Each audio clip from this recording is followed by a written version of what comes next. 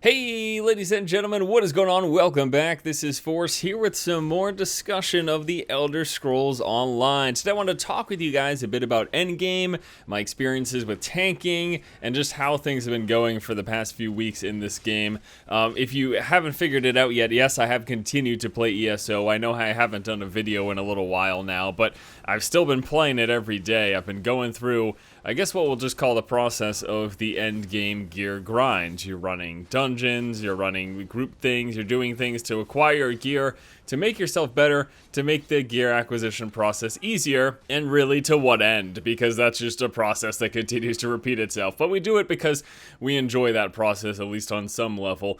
So yeah, I've been playing it a ton, and let's, I guess, just start off talking about what's been keeping me playing. Well, it's an MMO, so in one capacity, the people are what are keeping me playing. In fact, there are many times where I'll find myself logging on, seeing which of my friends are in game, and if there's no one that I want to play with, just logging out. Really that simple. But there's also the I found actually tanking in this game to be quite fun, and I think it really boils down to one simple thing, and that is the active blocking system. The fact that you need to, you know, I don't. In many MMOs, I stand in front of a boss, he swings, and then a percentage chance decides whether or not I'm gonna block or dodge that. But here in ESO, and I'm standing in front of a boss and he swings, if I don't physically raise my shield, he's just gonna smack me straight up in the face.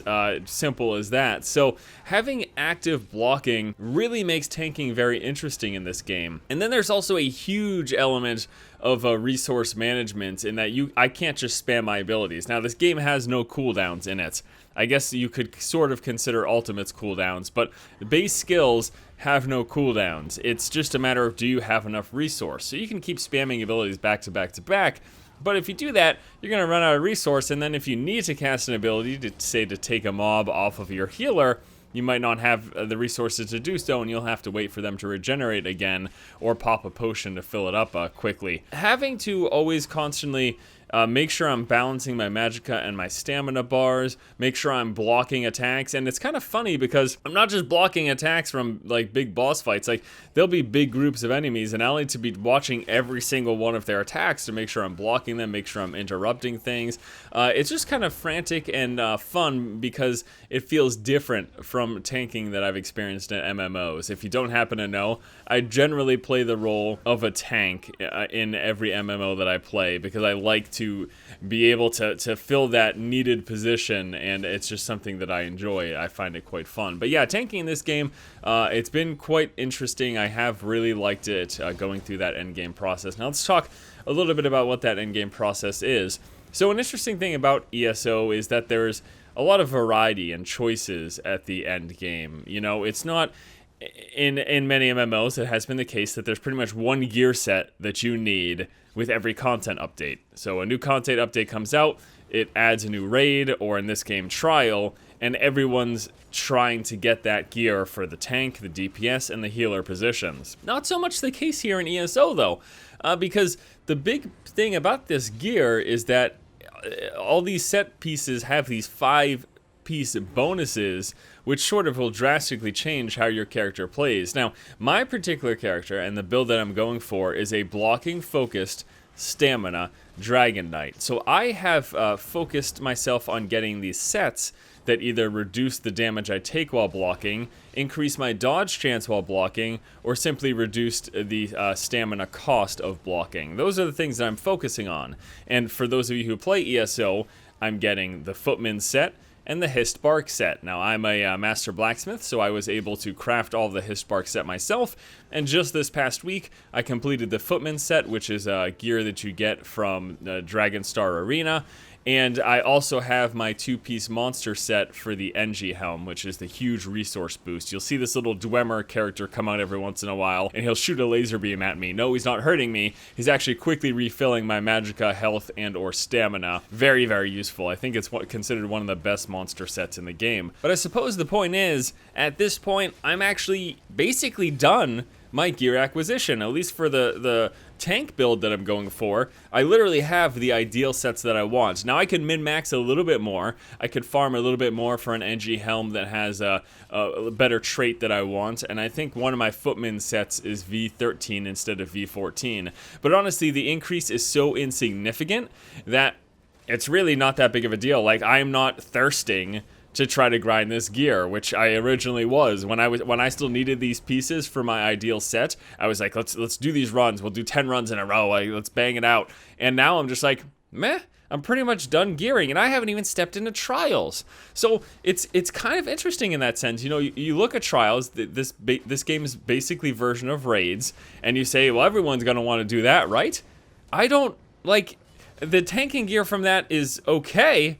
But the 5-piece bonus on the tanking gear that comes from trials doesn't necessarily usurp the one that I have right now for my particular build. So it's kind of interesting in that way. Again, I don't necessarily need to go into trials to have what I want for the end game. I kind of like that because it lets players build their characters how they want, have these unique builds. That's always been a big thing with ESO. There's a lot of mixing and matching. Anyone can use any weapon in this game. Any of the 4 classes can heal. Any of the 4 classes can tank. Any of the 4 classes can DPS. Some slightly better than others in certain situations. Like, for example, a Fire Dragon Knight Magicka build is one of the best AoE builds in the game. But there are also Stamina Nightblade builds. There are Magicka Sorc builds, which can do pretty good as well.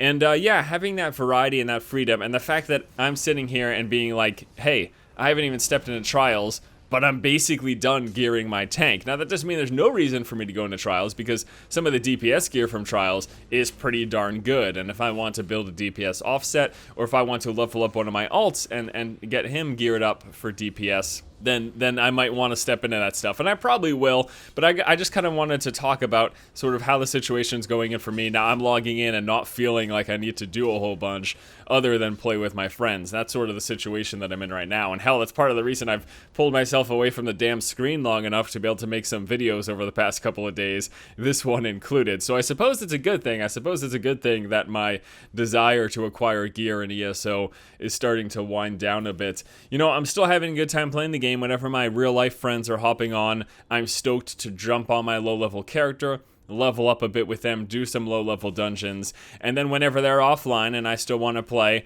I've got my high-level character, I've got my endgame guild that's running, you know, the vet pledges every day, which are just essentially daily quests if you don't play the game. They're running DSA, which is this 4-man trial where you can get a lot of really coveted endgame gear, including the footman set and the healer set, and I think it's the archer's mindset, and then there's master weapons that drop off the vet version of the last boss in DSA. So we're doing all that stuff, we're having a good time, and we're starting to sort of get ourselves and try to make our group piece it together in order to look to do trials in the near future. So you may see some coverage of that from me, but like I've talked about ad nauseum here in this video, I don't really even need trials to do what I want to do with my tank.